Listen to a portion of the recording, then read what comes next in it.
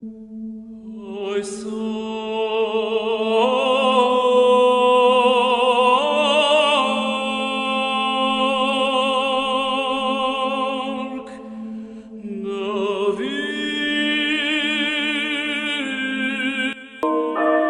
Գրիգոր Տաթևացի Քարոզ տնտեսի մասին։ Մի մեծահարուստ մարդ կար, որ մի տնտես ուներ, և նրա մասին ամբաստանություն եղավ, որպես թե վատնում է իր տիրոջ ունեցվածքը։ Նախ պետք է իմանալ, որ Աստծո մեծությունը զանազանվում է մարդու մեծությունից շատ բաներով։ Նախ մարդն իր մեծությունը ստանում է այն իրեն տվողից, իսկ Աստված բնությամբ է մեծ, և այդ մեծությունն ուրիշից չի տրված նրան։ Երկրորդ, Աստծո մեծությունը ծայրագույն է և կատարյալ, մարդու մեծությունը մասնավոր է և անկատար։ Երրորդ, Աստծո մեծությունն անսկիզբ է և անվախճան։ Մարդունը ունի սկիզբ և ավարտ, քանի որ կար ժամանակ, երբ նա չուներ, և կլինի ժամանակ, երբ նա չի ունենա այն։ Չորրորդ, Աստծո մեծությունն անանցանելի է և անփոփոխ, իսկ մարդունը անցավոր է և փոփոխական։ Հինգերորդ, Աստծո մեծությունը չունի իր ներհակը, իսկ մարդու մեծությանը ներհակ է աղքատությունը։ Վեցերորդ, Աստծո մեծությունը զուտ բարի է, իսկ մարդունը խառն է, բարի և չար։ Մեր հոգևոր մեծությունը բարի է, իսկ մարմնավորը չար, և դարձյալ, եթե այն հոգևորի համար ենք գործածում, բարի է, իսկ եթե մարմնավորի համար՝ չար։ Աստծո մեծությունը միշտ երանություն է, իսկ մարդունը երբեմն թշվառություն։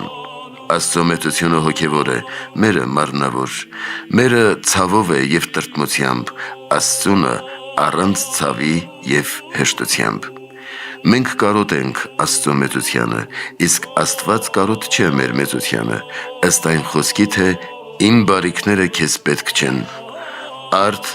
այս մեծատունը արարեց երկիրը իբրև հատակ, և նրա վրա ձգված երկինքը իբրև ձեղուն, և հաստատեց այս ամենը ինչպես մի տուն, լցնելով այն ամենաառատ գանձերով և բարությամբ։ Այս մասին է ասում. «Մի մեծահարուստ մարդ կար, որ մի տնտես ուներ»։ Արդ տնտեսի առակի մասին 4 բան պետք է իմանալ։ Նախ, թե քանի տեսակի տուն և տնտեսներ են ասվում, ինչպես է ամբաստանվում տնտեսը և կանչվում, ինչ են խորհրդանշում ձեթն ու ցորենը, ինչու է գովվում անիրավ տնտեսը։ Տեսնենք, թե քանիսն են տներն ու նրանց տնտեսները։ Նախ ասենք, թե Աստծո տները 6 տեսակի են ասվում։ Առաջին տունը երկինքն է, ըստ այն խոսքի, թե իմաստությունը շինեց իր տունը, իսկ նրա մեջ տնտեսները հրեշտակների դասերն են, որովհետև, ինչպես ասում է մարգարեն, նրա պաշտոնյաներն են և նրա կամքը կատարողները։ Երկրորդ տուն կոչվում է Եդեմական պարտեզը,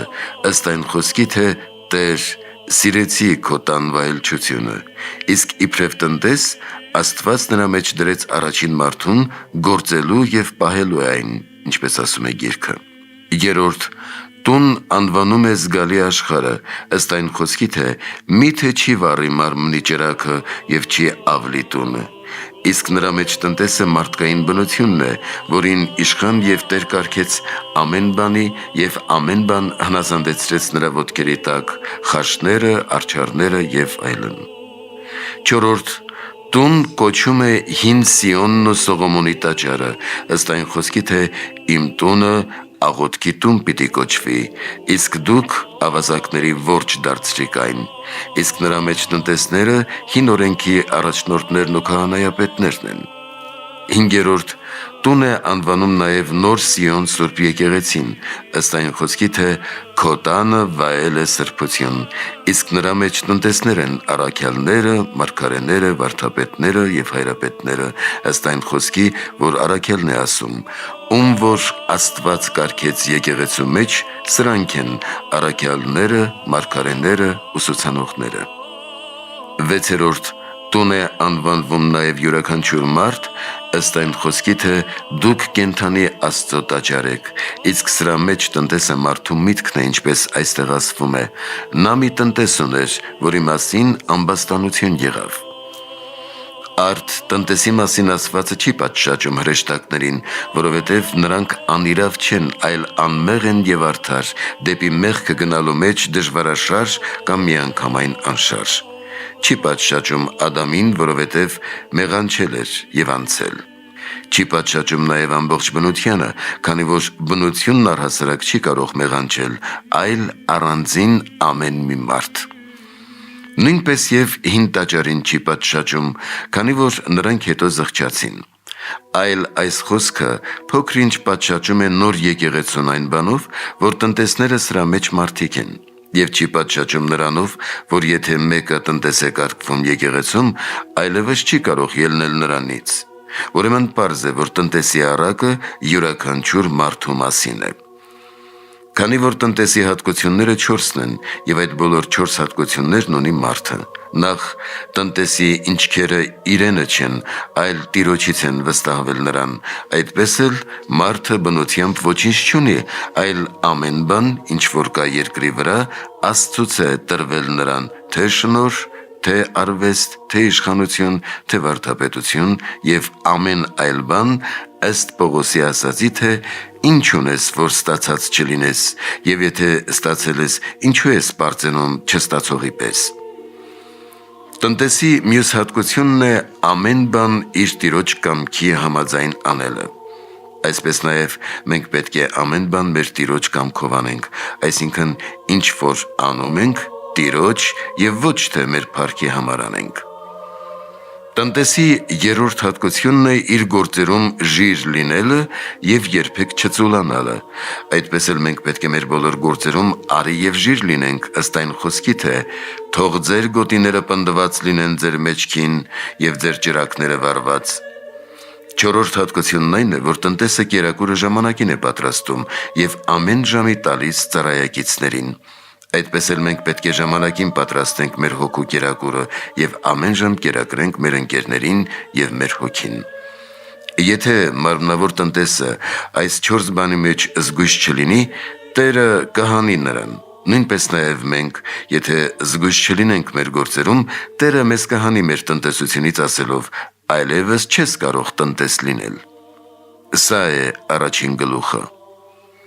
Երկրորդ գլուխ։ Ավետարանն ասում է. նրա մասին ամբաստանություն եղավ, թե վատնում է Տիրոջ ունեցվածքը։ Այժմ տեսնենք, թե քանիսն են նրանք, որոնք ամբաստանում են տնտեսին։ Թեև Աստված ծածկագետ է, քննում է սրտերն ու երիկամները եւ մեր չգործածածներն է տեսնում, ներում է եւ համբերում մեղավորների համար, որպեսզի դառնան իրենց մեղքերից, բայց 4 ամբաստանողներ աղաղակում են առ Աստված։ Առաջին մեր պահապան հրեշտակները, եթե առանց զղջումի մնում ենք չարիքների մեջ, նրանք մեզ ամբաստանում են Աստծո առջև, ըստ այն խոսքի, թե նրանց հրեշտակները հանապաս տեսնում են իմ հոր երեսը, որ երկնքում է, որպեսզի մեր պատճառով իրենք չամաչեն։ Երկրորդ, մեր կողմից զրկանքի ենթարկվածներն ու աղքատները, որոնք բարձրացնում են իրենց ձեռքերը եւ աղաղակում առ Աստված, ըստ այն խոսքի, թե ձեր կողմից զրկվածն աղաղակում է եւ հնձվորների բողոքը հասավ զորությունների Տիրոջ ականջին։ Երրորդ ամբաստանողներն են տիվն ու գիշերը, չորրորդը երկինքն ու երկիրը եւ բոլոր տարերքները, որոնք հանապաս վկայում եւ հայտնում են մեր գործերի մասին, ցերեկ թե գիշեր չարախոսում են լուսատուները, դրսում լինենք թե տանը, երկինքն ու երկիրը բամբասում են մեզ Աստծո առջև։ Արդ իմացեք, եղբայրներ, որ Տերը երկար ժամանակ համբերում է, որպեսզի դառնանք մեր մեղքերից։ Իսկ եթե մենք Աստծո ներելու պատճառով առավել մնանք մեղքերի մեջ առանց զղջումի, այնժամ մեզ վրա կշարժենք Աստծո բարկությունը։ Թեպետ նա դեպի բարկություն շարժվում է ոչ բնությամբ, այլ բռնությամբ եւ ոչ կամավ, այլ ակամա, բայց երբ մեր չարիքների մասին խոսողները բազում անգամ ամբաստանում են մեզ, շարժում են Աստծո վրեժխնդրությունը։ Այդ պատճառով կանչեց նրան եւ ասաց. այս ինչ եմ լսում քո մասին, տուր քո տնտեսության հաշիվը, որովհետև այլևս տնտես լինել չես կարող։ Խոսում է իբրև մարդ,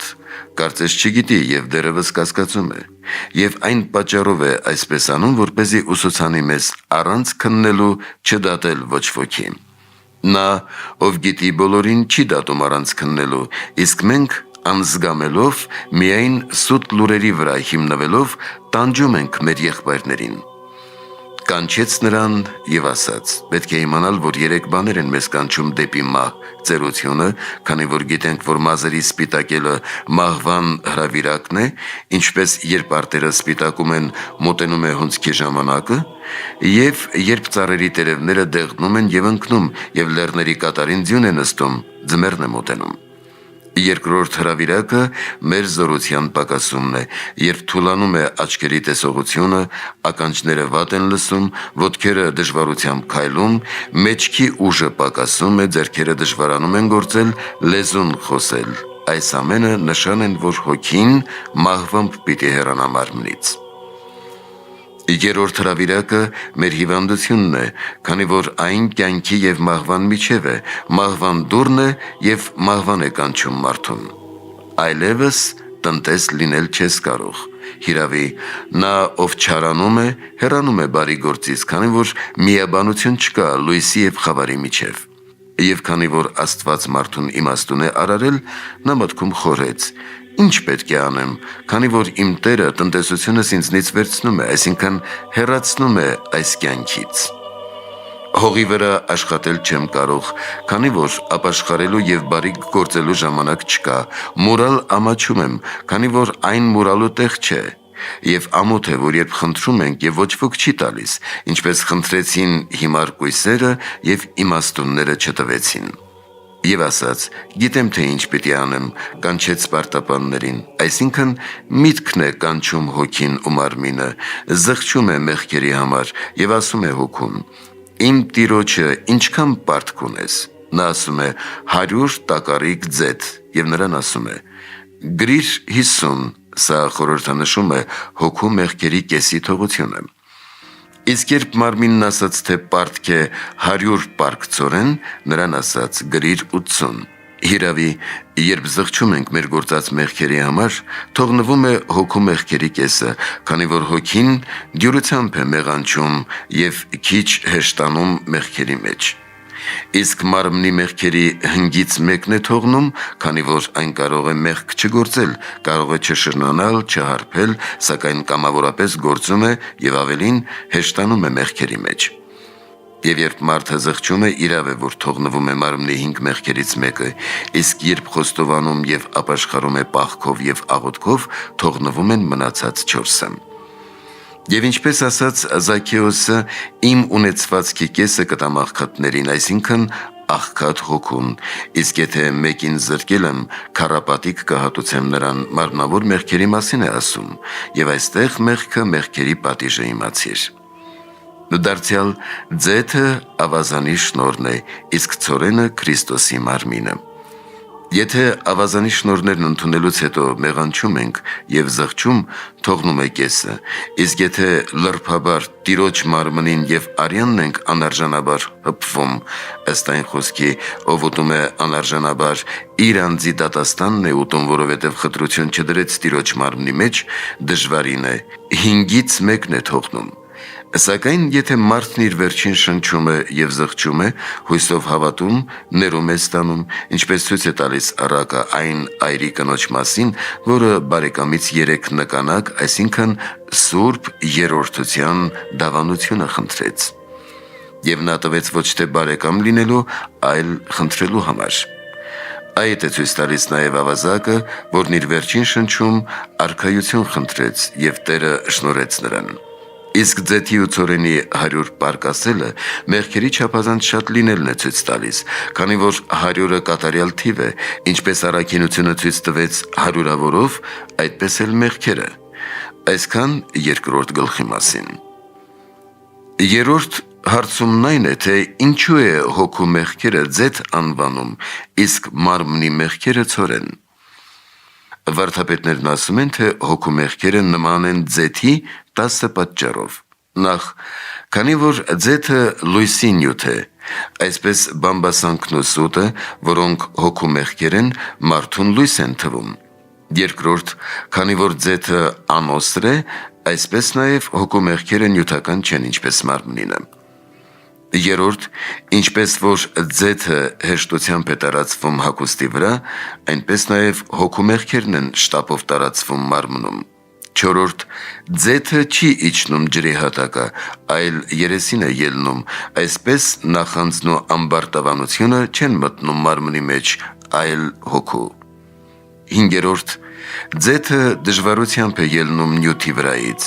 այսպես նաև հոգին է դժվարությամբ ազատվում մեղքերից։ Վեցերորդ, ձեթը երկու ներհակներն է ընդունում ջերմությունն ու սառնությունը, այսպես և հոգին է միշտ զղջում և միշտ մեղանչում։ Յոթերորդ, ձեթը թափվելիս ձայն չի հանում և հոգու մեղքը չի երևում մարդկանց։ Ութերորդ, ձեթը թափանցող զորություն ունի, նաև մեղքը հոգուց մարմին է թափանցում և հայտնվում։ Իններորդ, ձեթն ինքն իրեն չի լինում, այլ որևէ նյութից, այսպես նաև հոգին բնությամբ մեղք չունի, այլ որևէ պատճառով է լինում, ինչպես հպարտությունից նախանձն ու բարկությունը։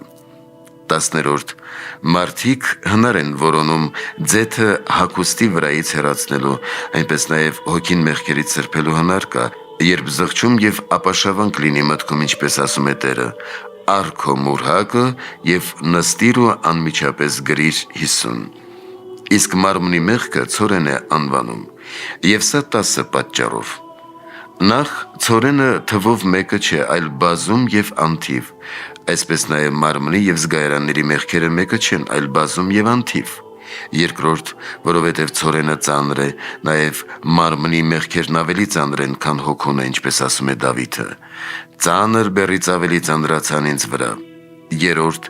ոմանք վաստակում են ցորեն, ոմանք ոչ, այսպես ոմանք մարմնով մեղքեր գործում են, ոմանք ոչ։ Չորրորդ, առանց ծամելու ցորենի համը չեն առնում, նույնպես էլ առանց մարմնի մեղքերին մերձենալու ոչ ոք չի ճանաչում դրանք։ Հինգերորդ, ցորենի մեկ հատիկը բազում ճյուղեր է բերում, այսպես նաև մեկ մեղք սովորած մարմնին այն շատ մեղքեր է գործել տալիս նրան։ Վեցերորդ, դժվար է կերակուրից կտրվել և չուտել, այսպես նաև ով սովորում է շնանալ, չի կարող զերծ մնալ դրանից, եթե Աստծո օգնականությունը չլինի։ Յոթերորդ, կարճ ժամանակ քաղցրություն է տալիս, իսկ հետո կորչում է կոկորթում և դառնանում։ Նաև մարմնի մեղքերն են կարճ ժամանակ հեշտացնում, իսկ հետո դառնացնում հոգին։ Ութերորդ, հաստատում է մարդու սիրտը, նաև մարմնի մեղքը մարդուն կապում, հաստատում է մեղքերի մեջ և թույլ չի տալիս զղջալ և ապաշխարել։ Իններորդ, ինչպես առատ է ցորենը և այն ձեռք են բերում բոլոր մարդիկ, այսպես նաև մարմնի մեղքերը բոլոր նրանց ձեռքին է, ովքեր գործում են այն։ Տասներորդ,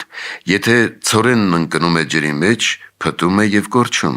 այսպես նաև մարմնի մեղքերը արտասուքների ջրով հեշտությամբ կորչում են։ Այդ մասին է ասում. «Առ քո մուրհակը և նստիր ու գրիր 80»։ Այսպես վերջին շնչում զղջալով մարդը ներվում և թողություն է ստանում իր մեղքերին։ Այստեղ պետք է իմանալ, որ զղջումը 3 տեղում է լինում։ Նախ, երբ մարդ իր գործած մեղքերի համար ապաշխարում է այս կյանքում, ըստ Տիրոջ այն խոսքի, թե «Կանխավ իրավախոհ եղիր, քանի դեռ ոսոխիդ հետ ճանապարհին ես»։ Երկրորդ, զղջում է, երբ մոտենում է վախճանը, ինչպես ասացինք։ Երրորդ, երբ իրենց մեղքերի համար զղջում են վախճանվելուց հետո, ինչպես ասում է Սողոմոնը։ Արդ, առաջին զղջումը, որ կյանքում առողջ ժամանակ է լինում, խոստովանում է և ապաշխարում, կամավոր է և կատարյալ, իսկ վերջինն անկատար է և ակամա։ Այդ պատճառով էլ եթե մեռյալները զղջան անգամ, ներում չեն գտնի, իսկ միջինը, որ մահվան ժամին է, լինում է կամավ կամ ակամայից, երբ մահվան տանջանքների պատճառով է, ըստ որում եթե կամավ է, ներելի է, իսկ եթե ակամա է, ոչ։ Այդ պատճառով էլ հոգեկան մեղքերի կեսը և մարմնի մեղքերի 5-ից 1-ն է թողնում։ Սա է 3-րդ գլուխը։ 4-րդ գլուխ. Տերը գովեց անիրավ տնտեսին, քանի որ նա իմաստությամբ վարվեց։ Սողոմոնն ասում է. Իմաստությունը գովվում է ճանապարհների վրա, իսկ Աստված մարգարեի բերանով ասում է. «Ինչի մեջ գտնեմ, դրա մեջ էլ կդատեմ»։ Իսկ այստեղ ասում է. «Մարդկանց որդիներն ավելի հնարամիտ են, քան լույսի որդիները», այսինքն հրեշտակները։ Վարդապետներն ասում են, որ մարդու իմաստությունը 10 կերպ առավել է, քան հրեշտակների իմաստությունը։ Նախ, մարդկային ազգը դարձ ունի մեղքերից, իսկ հրեշտակներինը ոչ, ինչպես դևերը։ Երկրորդ, մարդիկ կարող են ապաշխարությամբ փրկվել, իսկ հրեշտակներն ապաշխարելու հնարավորություն չունեն։ Երրորդ, մարդը մեղքերի թողություն ստանում է, իսկ հրեշտակները մեղանչելուց հետո թողություն չեն գտնում։ Չորրորդ, մարդիկ կարող են աճել և փոփոխվել, իսկ նրանք չեն փոփոխվում։ Հինգերորդ, մարդը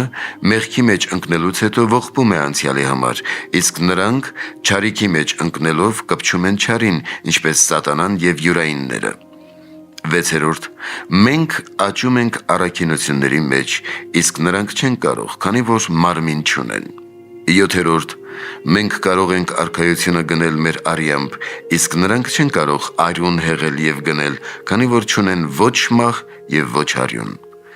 Ութերորդ, մենք կարողություն ունենք հրեշտակներին մերձ և ավելի բարձր լինելու, իսկ հրեշտակները չեն կարող հասնել մեր ճգնավորի պսակին։ Իներորդ, մենք ձեռքով արարվեցինք Աստծո պատկերով, իսկ հրեշտակները միայն խոսքով, ինչպես բոլոր արարածները։ 10-րդ, Աստված մեր բնությամբ մարմին հագավ և ոչ հրեշտակների և եղավ մարդկային ազգի և ոչ հրեշտակների փրկիչ։ Այդ պատճառով է ասում. «Մարդիկ ավելի իմաստ ունեն, քան լուսավորթիները»։ Իսկ հրեշտակներին լուսավորթիներ է անվանում 10 պատճառով։ Նախ, քանի որ հրեշտակները լույսից արարվեցին, այդ պատճառով էլ նրա որդիներն են կոչվում, ըստ այն խոսքի, թե Աստված ասաց և լույս եղավ։ Եվ Դավիթն ասում է. «Նա քամիները հրեշտակներ դարձրեց իրեն և կիզիչ հուրը սպասավորներ»։ Երկրորդ, որովհետև լույսի բնույթը պարզ է, այսպես նաև հրեշտակների բնությունն է պարզ։ Երրորդ, լույսն անախտ է, այսպես նաև հրեշտակները, որոնք մնացին երկնքում, չեն կարող մեղանչել։ Չորրորդ, լույսն անորակ ու անձև է, այսպիսին են նաև հրեշտակները։ Հինգերորդ, լույսն անմարմին է, անմարմին են նաև հրեշտակները։ Վեցերորդ, լույսը թափանցում է ջրի և ապակու միջով, այսպես նաև հրեշտակների համար որևէ արգելք չկա։ Յոթերորդ, լույսը տեղով բարձր է, նաև հրեշտակների կայանը երկնքում է։ Ութերորդ, քանի որ լույսը շարժվում է, այսպես նաև հրեշտակները սպասարկող հոգիներ են, որոնք ուղարկվում են ի սպասավորություն։ Իներորդ, լույսը չի փոփոխում իր բնությունը, այսպես նաև հրեշտակները չեն ապականվում։ 10-րդ, լույսը չի բռնվում որևէ մեկի կողմից, բայց ինքը ջերմացնում և լուսավորում է շատերին։ Հրեշտակներին նույնպես ոչ ոք չի կարող բռնել, բայց նրանք ոմանց բարիք են անում, ոմանց տանջում են։ Այսպես, տնտեսի օրինակով, Աստված պարզ և հայտնի դարձրեց այս բանը և գովեց մարդուն հրեշտակներից ավելի իմաստուն անվանելով, որպեսզի մենք, ընկնելով մեղքերի մեջ, չհուսահատվենք, այլ մինչև անգամ, եթե մեր վերջին շնչում ենք, զղջանք և թողություն կստանանք Աստծուց։ Արդ աղաչում եմ ձեզ, եղբայրներ, մի մնացեք մեղքերի մեջ առանց զղջումի, ինչպես դևերը, այլ ամբողջ սրտով զղջացեք և հեռացեք մեղքերից։ Եթե մեր վերջին շնչին ենք հասել և սաստիկ ծանր է մեր մեղքերի բեռը, մեր գլխից էլ բարձր, թողություն պարգևողը նա է։ Եթե զղջանք և խոստովանենք, կարդարանանք մեր մեղքերից, քանի որ ասում է. «Ասա դու քո մեղքերը և կարդարանաս»։ Ինչպես ավազակին, որին ասաց. «Այսօր ինձ հետ դրախտում կլինես», այնպես էլ բոլոր զղջացող մեղավորներին է հասնում Աստծո ողորմությունը։ Սակայն եթե անզեղջ մնանք մեղքերի մեջ, չենք կարող փրկվել հրի տանջանքներից, այն բանից, ինչի մասին ասում է. «Կապեք դրա ոտքերն ու ձեռքերը և դուրս հանեք դրան արտաքին խավարը, ուր լացն է և ատամների կրճտումը»։ Թող այս ամենից ազատի մեզ սրտանց զղջումը և մեր մեղքերի հավատով խոստովանությունը։ Թող Տերը մեզ եւ բոլոր հավատացյալներին արժանացնի այստեղ զղջալու եւ մեղքերը խոստովանելու եւ այնտեղ Քրիստոս Աստծո ողորմությանն արժանանալու նրան փառք հավիտյանս ամեն։